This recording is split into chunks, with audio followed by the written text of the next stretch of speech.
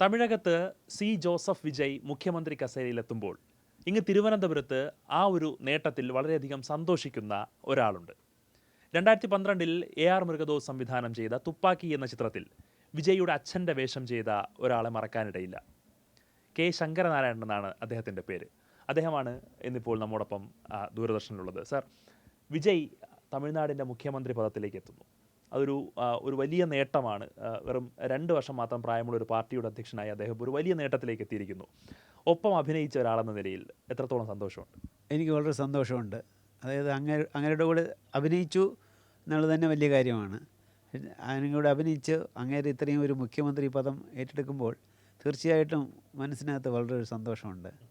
പിന്നെ അങ്ങേരെക്കുറിച്ച് പറയുകയാണെങ്കിൽ അങ്ങേരുടെ കൂടെ അഭിനയിച്ച ദിവസങ്ങളിൽ ഞാൻ അങ്ങേരെ കണ്ടത് വളരെ ക്വയറ്റായിട്ടുള്ള കാമായിട്ടുള്ള ഒരു വ്യക്തിയാണ് ഞാൻ കണ്ടത്. ഷൂട്ടിംഗ് സമയത്തായാലും ശരി, മറ്റുള്ള സമയത്തായാലും ശരി, ഞാനൊന്നും എന്താണ് പറയുക, യൂഷ്വലായിട്ട് വലിയ ഒരു സ്റ്റാർ ആകുമ്പോൾ കൂടെ ആളുകൾ കാണുക അങ്ങനെയൊക്കെയാണ് കണ്ടിട്ടുള്ളത്. പക്ഷേ ഇതങ്ങനെ ഒന്നുമില്ല, കണ്ടില്ല. വളരെ കോർഡിയലായിട്ട്, വളരെ എല്ലാവരോടും സ്നേഹത്തോടു കൂടിയും പെരുമാറുകയും സൗമ്യമായിട്ട് പെരുമാറുകയും ചെയ്യുന്ന ഒരു വ്യക്തിയായിരുന്നു. പിന്നെ വേറെ അതായത് ഡയറക്ടർ എന്ത് പറയുന്നു അതാണ് അങ്ങേരുടെ ചെയ്യേണ്ടത്. അതായത് ഒരു സിനിമയുടെ വിജയത്തിന് വേണ്ടി എന്ത് ചെയ്യണമോ അത് ചെയ്യും. അങ്ങനെയാണ്. അതായത് ഡയറക്ടറാണല്ലോ അതിൻ്റെ എല്ലാത്തിനും കാരണം. അപ്പോൾ അതുകൊണ്ട് അങ്ങനെ ഇടപെടായിട്ട് ഞാൻ കണ്ടിട്ടില്ല അങ്ങനെയൊന്നും. പിന്നെ എല്ലാവരോടും കൂടെ അഭിനയിക്കുന്നവരോടൊക്കെ വളരെ ജോവിയലായിട്ടോ അങ്ങനെ അല്ലെങ്കിലും സൗഹൃദമായിട്ടോ ഒക്കെ പെരുമാറിയേ കണ്ടിട്ടുള്ളൂ. എസ്പെഷ്യലി എനിക്കൊരു സംഭവം ഓർമ്മയുണ്ട്. ഒരു സീൻ എടുക്കുമ്പോൾ ഇടയ്ക്ക് ഒരു 20-25 മിനിറ്റ് ഒരു ചെറിയ ബ്രേക്ക് ഉണ്ടായിരുന്നു. അപ്പോൾ ഞാൻ വിചാരിച്ചു ബ്രേക്കുള്ളപ്പോൾ വലിയ ആക്ടേഴ്സൊക്കെ നേരെ കാരവാനിൽ പോയി ഇരിക്കും എന്നുള്ള. പക്ഷേ അങ്ങനെ ഒരു സംഭവം നടന്നില്ല.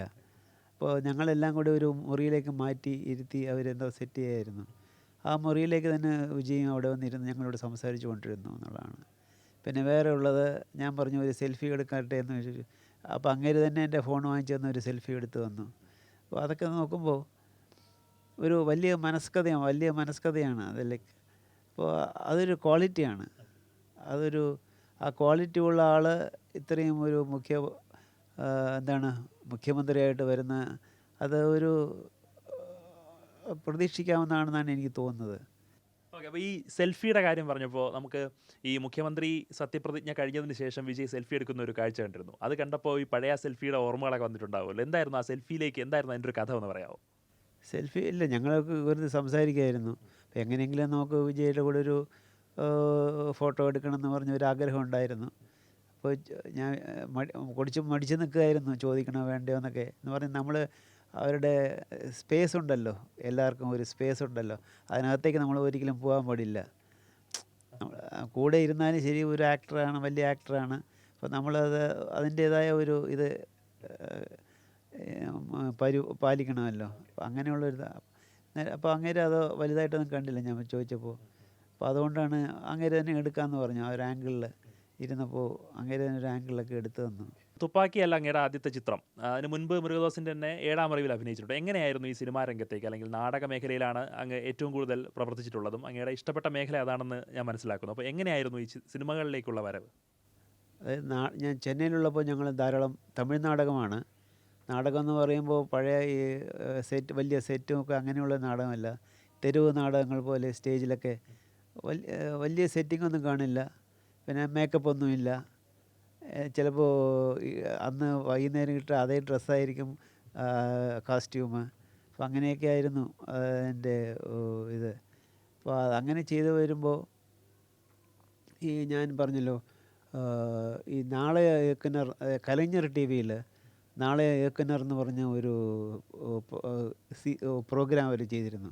ഒരു കോമ്പറ്റീഷൻ പോലാണ്. നമ്മുടെ ഇതൊക്കെ എന്താണ് സിംഗേഴ്സിൻ്റെയൊക്കെ റിയാലിറ്റി ഷോ അല്ലേ. അതെങ്ങനെയായിരുന്നു? 2010 അവർ തുടങ്ങിയത്. 2010, അതായത് ഒരു സീസൺ 1 ഒരു എപ്പിസോഡിൽ അവർ 3 ഷോർട്ട് ഫിലിം പുതിയ ആളുകൾ ചെയ്ത് കാണിക്കണം. അപ്പോൾ അത് ജഡ്ജ് ചെയ്തിട്ട് അതിൽ വിന്നേഴ്സ് അങ്ങനെ റൗണ്ട് കഴിഞ്ഞിട്ട് ഫൈനൽ എപ്പിസോഡ് ഫൈനൽ അത് ചെയ്തിട്ട് വിന്നേഴ്സിനെ തിരഞ്ഞെടുക്കുന്ന അങ്ങനെ ഒരു ഇതായിരുന്നു. അപ്പോൾ അതിൽ ഒരു കോമ്പറ്റീറ്റർ അങ്ങേർക്ക് ഒരു ഷോർട്ട് ഫിലിം എടുക്കാൻ വേണ്ടി ഞങ്ങളുടെ ഡ്രാമ ട്രൂപ്പിൻ്റെ ലീഡർ ഉണ്ടായിരുന്നു. അങ്ങേര് ജേർണലിസ്റ്റായിരുന്നു. അങ്ങേര് ഇപ്പോഴില്ല. അങ്ങേരെ വളരെ മിസ് ചെയ്യുന്നു ഞാൻ. അപ്പോൾ അങ്ങനെ വളരെ അനലിറ്റിക്കൽ ജേർണലിസ്റ്റാണ്. ഏത് വിഷയത്തെക്കുറിച്ചും വളരെ കാര്യമായിട്ടുള്ള സംസാരിക്കുള്ളൂ. അപ്പോൾ അങ്ങേരെ അപ്രോച്ച് ചെയ്തു. ഒരു ഫിലിമിൻ്റെ അങ്ങേരെ ആക്ട് ചെയ്യണമെന്ന് പറഞ്ഞിട്ട് അപ്രോച്ച് ചെയ്തു. അപ്പോൾ അങ്ങേര് പറഞ്ഞു, എനിക്കത് ചെയ്യാൻ തോന്നുന്നില്ല, ഞാൻ ഒരാളെ സജസ്റ്റ് ചെയ്യാം, നിങ്ങൾ അങ്ങേരെ പോയി കാണൂ, എന്നിട്ട് നോക്കൂ, തീരുമാനിക്കുമെന്ന് പറഞ്ഞു. അപ്പോൾ ഞാനൊരു ഇംഗ്ലീഷ് പ്ലേ തമിഴിൽ തർജ്ജമ ചെയ്തിട്ട് ഞാൻ അലയൻസ് ഫ്രാൻസിസ് ചെന്നൈയിൽ അന്ന് സ്റ്റേജ് ചെയ്യായിരുന്നു. ഇടയ്ക്ക് അവർ വന്ന് കണ്ടു, ഇങ്ങനെ സംസാരിക്കണം. ഞാൻ പറഞ്ഞു ഇത് കഴിഞ്ഞിട്ട് സംസാരിക്കാമെന്ന് പറഞ്ഞിട്ട്. അപ്പോൾ അവർ പറഞ്ഞു, ഇങ്ങനെ പോയിരുന്നു, അപ്പോൾ നിങ്ങളെ കാണാൻ പറഞ്ഞു, ഇങ്ങനെ ഒരു ഫിലിമുണ്ട്, നിങ്ങൾക്ക് ഇഷ്ടമാണോ, കഥയൊക്കെ പറഞ്ഞു.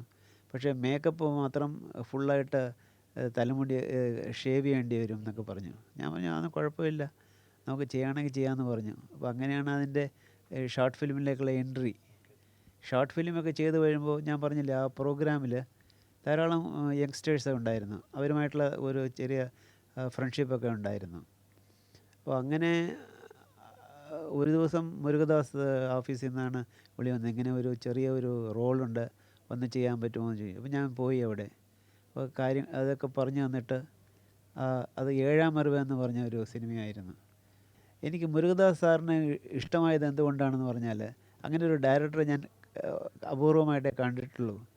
അതായത് എൻ്റെ സീന് ചെറിയൊരു സീനാണ്, അങ്ങേരെ എൻ്റെ അടുത്ത് 3 പ്രാവശ്യം വന്ന് റിഹേഴ്സൽ നടത്തി. ഓരോ പ്രാവശ്യവും എന്തെങ്കിലും മോഡിഫിക്കേഷൻ ചെയ്യും, ഇങ്ങനെ ചെയ്തുകൊണ്ട് വന്നിട്ട്. അപ്പോൾ അങ്ങനെ ചെയ്തു. അപ്പോൾ എനിക്ക് വളരെ അത്ഭുതമായിരുന്നു. സാധാരണ ഏതെങ്കിലും അസിസ്റ്റൻറ്റിനെ വിട്ട് പറഞ്ഞ് ഇങ്ങേര് ഇവിടെ നോക്കിക്കൊണ്ട് അങ്ങനെ മതി, അങ്ങനെ ഇല്ലാതെ അത്ര കമ്മിറ്റഡാണ് അങ്ങേര്. അങ്ങേർക്ക് സീൻ നന്നായിരിക്കണം എന്നുള്ളൊരു ഇതാണ്. അപ്പോൾ അത് പിന്നീടാണ് കുറേ ദിവസം കഴിഞ്ഞാണ് എഗെയിൻ ഒരു കാൾ വന്നു. അന്ന് ഈ നാളെ കിണറിൽ വർക്ക് ചെയ്തിരുന്ന ഒരു കോമ്പറ്റീറ്റർ അങ്ങേരുടെ അസിസ്റ്റൻറ്റ് ഡയറക്ടറായിട്ട് വർക്ക് ചെയ്തുകൊണ്ടിരുന്ന. അപ്പോൾ അയാളാണ് എന്നെ വിളിച്ചിട്ട് പറഞ്ഞു, ഇങ്ങനെ ഒരു അച്ഛൻ്റെ റോളുണ്ട് ഒരു സിനിമയിൽ, വരുന്നോ ചോദിച്ചു. ഞാൻ പറഞ്ഞു വരാം. ആരുടെ അച്ഛനായിട്ടാണെന്ന് ചോദിച്ചെന്ന് പറഞ്ഞു. അത് വിജയുടെ അച്ഛനാണ്. അപ്പോൾ ഞാൻ പറഞ്ഞു, ചുമ്മാ തമാശ പറയാതെ, വിജയുടെ അച്ഛനൊക്കെ ഞാൻ ഇങ്ങനെ വരും. ഇല്ലല്ല, ഞങ്ങൾ ഓക്കെ ആക്കി എന്ന് പറഞ്ഞു. അപ്പോൾ അങ്ങനെയാണ് അതിൽ കയറിയത്. നേരെ മുംബൈയിലായിരുന്നു. അവിടെ ഓഫീസിലൊന്നും പോയില്ല, അങ്ങേരുടെ ഓഫീസിലേക്കൊന്നും വരാൻ പറഞ്ഞില്ല, നേരെ മുംബൈയിലേക്ക് കൂട്ടിക്കൊണ്ടുപോയി. അതാണ്. അപ്പോൾ അതൊരു വലിയൊരു എന്താണ് സെറ്റിൽ അനുഭവം. ആദ്യത്തെ, അതായത് അതിൻ്റെ കഥ ചുരുക്കി പറഞ്ഞാൽ, വിജയ് ഒരു പട്ടാളക്കാരനാണ്, ഒരു ലീവിൽ വരുന്നുണ്ട്. ആ ലീവിൽ തന്നെ എങ്ങനെയെങ്കിലും കല്യാണം കഴിച്ച് വിടണമെന്ന് അച്ഛനും അമ്മയും ആഗ്രഹമാണ്. അപ്പോൾ അതാണ് ട്രെയിനിൽ വരുന്നു, ടാക്സിയിൽ അങ്ങനെ തന്നെ ആ യൂണിഫോമോട് കൂടി തന്നെ പെണ്ണ് കാണാൻ പോകുന്നു. ആ പെണ്ണ് കാണുന്ന സീനൊക്കെ വരുന്നു. പിന്നെ പെണ്ണ് വേണ്ടാന്ന് പറഞ്ഞ സീനുണ്ട്. അപ്പോൾ ആ സീനിലാണ് നമ്മൾ ചെയ്തത്. അപ്പോൾ ആദ്യം ചെയ്ത സീനാണ് ആ പെണ്ണ് കാണുന്ന സീനാണ് ആദ്യം എടുത്തത്. അപ്പോൾ അന്ന് എല്ലാവരും അവിടെയുണ്ട്, ഞാൻ അവിടെയൊക്കെ ഉണ്ടായിരുന്നു. അപ്പോൾ ഞാൻ വിജയ് വന്നില്ലല്ലോ എന്നൊക്കെ പറഞ്ഞ് ഇങ്ങനെ നോക്കുമായിരുന്നു. കുറച്ച് കഴിഞ്ഞപ്പോൾ സൈലൻ്റായിട്ട് നോക്കുമ്പോൾ അവിടെ നിൽക്കുന്നു. ഒരു എൻട്രി, എന്താ പറഞ്ഞാൽ മാസ് എൻട്രി ഒന്നും ഇല്ല. സാധാരണ മറ്റുള്ള ഇതുപോലെ വന്ന് നിൽക്കുന്നു. ഡയറക്ടർ പറഞ്ഞ പോലെ എന്ത് ചെയ്യണമെന്ന് പറഞ്ഞു, അതുപോലെ നിൽക്കുന്നു, അടുത്തിരിക്കുന്നു. പിന്നെ ഏതോ ഒരു ഷോട്ടിൽ എനിക്ക് കുറച്ചൊരു പ്രോബ്ലം ഉണ്ടായിരുന്നു. അപ്പോൾ ഞാൻ പറഞ്ഞു സോറി സാർ എന്ന് പറഞ്ഞു. അതൊന്നും ഇല്ല, നത്തിങ്, ഡോണ്ട് വറി എന്ന് പറഞ്ഞ്. അപ്പോൾ അതൊക്കെ ഒരു എൻകറേജ്മെൻറ്റാണ്, സപ്പോർട്ടീവാണ്, വെരി സപ്പോർട്ടീവാണ്. ആക്ടറാണ്, അങ്ങനെയാണ് ഇങ്ങനെയാണ്, അങ്ങനെ ഒരു ഇതൊന്നും ഞാൻ കണ്ടില്ല അതൊന്ന്. അപ്പോൾ അതൊരു ക്വാളിറ്റിയാണ്, ഒരു ലീഡർഷിപ്പിന് വേണ്ട ഒരു ക്വാളിറ്റി അന്ന് എനിക്ക് ഉണ്ടോ തോന്നി. കാമായിട്ട് ആളുകളുമായിട്ട് പരിചയപ്പെടുന്നതും സൗഹൃദമായിട്ട് പെരുമാറേണ്ടതും അതും ഒരു ക്വാളിറ്റി വേണമല്ലോ. രാഷ്ട്രീയത്തിലെത്തുമെന്ന് എനിക്ക് അന്ന് തോന്നിയിട്ടില്ല, പക്ഷേ അതിനുള്ള സാധ്യതകൾ ഉണ്ടായിരുന്നു തോന്നി. പക്ഷെ മാസമാണല്ലോ ഇപ്പോൾ. അപ്പോൾ അതുകൊണ്ട് രാഷ്ട്രീയത്തിലേക്ക് വന്നത് വളരെ നല്ല കാര്യമാണ്. അതൊന്ന് എന്താ പറയുക, കൊച്ചു കുട്ടികൾ മുതൽ പ്രായം ചെന്നവർ വരെ ഉള്ള ഒരു ഇതുണ്ടല്ലോ, അങ്ങേർക്ക് ഫാൻസുണ്ട്, ഫാൻ ബേസുണ്ട്. അപ്പം അങ്ങേര് ഈ സത്യപ്രതിജ്ഞ ചെയ്തപ്പോൾ തന്നെ ഒരു പ്രത്യേകിച്ച് ഉங்கள் വിജയ് മാമ ഉങ്ങളെ പാത്തുக்கிறேன்னு പറയും. അത് കുട്ടികളായിട്ട് ചെറിയ കുട്ടികൾ. അപ്പോൾ ഈ ചെറിയ കുട്ടികൾ ഫാമിലിയിലെ അച്ഛനും അമ്മയും വിജയ്ക്ക് വോട്ട് ചെയ്യണമെന്ന് അവർ പറഞ്ഞിട്ടുണ്ടെന്നാണ് ഇവർ പറയണത്. അങ്ങനെ ഒരു ക്യാമ്പയിൻ നടന്നു എന്നാണ് പറയുന്നത്. അപ്പോൾ അതൊക്കെ കാണുമ്പോൾ ഇറ്റ് ഈസ് എല്ലാവർക്കും സ്വീകാര്യമായ ഒരാളാണ് എന്നാണ് എനിക്ക് തോന്നുന്നത്.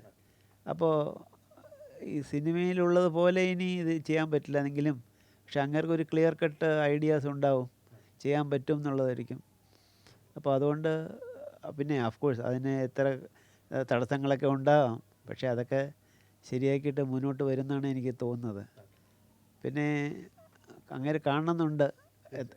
അപ്പോൾ തുപ്പാക്കി കഴിഞ്ഞിട്ട് ഞാൻ എത്രയോ പ്രാവശ്യം കാണാൻ പോകണമെന്നൊക്കെ പറഞ്ഞ് നടന്നില്ല. എന്ന് പറഞ്ഞാൽ അവരവരുടേതായ ഒരു ലൈഫുണ്ട്. എല്ലാവരും പറയും അടുത്ത വിജയ് പടത്തിൽ നിങ്ങൾ അഭിനയിച്ചില്ലേ എന്ന് പറയും. ഞാൻ പറഞ്ഞു വിജയുടെ അച്ഛനായിട്ട് അഭിനയിച്ച ശേഷം ഞാൻ വേറെ ഏത് റോളിൽ അഭിനയിക്കും, അത് ഈ റോളിന് ഞാൻ ചെയ്യുന്ന പോലെയാണ്, അല്ലെ തരം താഴ്ത്തുന്ന പോലെയാണെന്ന് പറഞ്ഞു അങ്ങനെ പറയും. അതുകൊണ്ട് നമ്മൾ വിജയുടെ റോൾ സിനിമയിൽ ഏറ്റവും നെക്സ്റ്റ് ഇത് അച്ഛൻ്റെ റോളല്ലേ. അപ്പോൾ അതുകൊണ്ട് നമുക്ക് അതോട് തൃപ്തിപ്പെടാം, അത്രയേ ഉള്ളൂ. ഓക്കെ, ശരി. അപ്പോൾ എന്തായാലും ഈ സത്യപ്രതിജ്ഞ കഴിഞ്ഞതിന് ശേഷം വിജയെ കാണണം എന്നുള്ളൊരു ആഗ്രഹമുണ്ട്. ആ ആഗ്രഹം എത്രയും പെട്ടെന്ന് നടക്കട്ടെ എന്ന് ആശംസിക്കുന്നു. Thank you.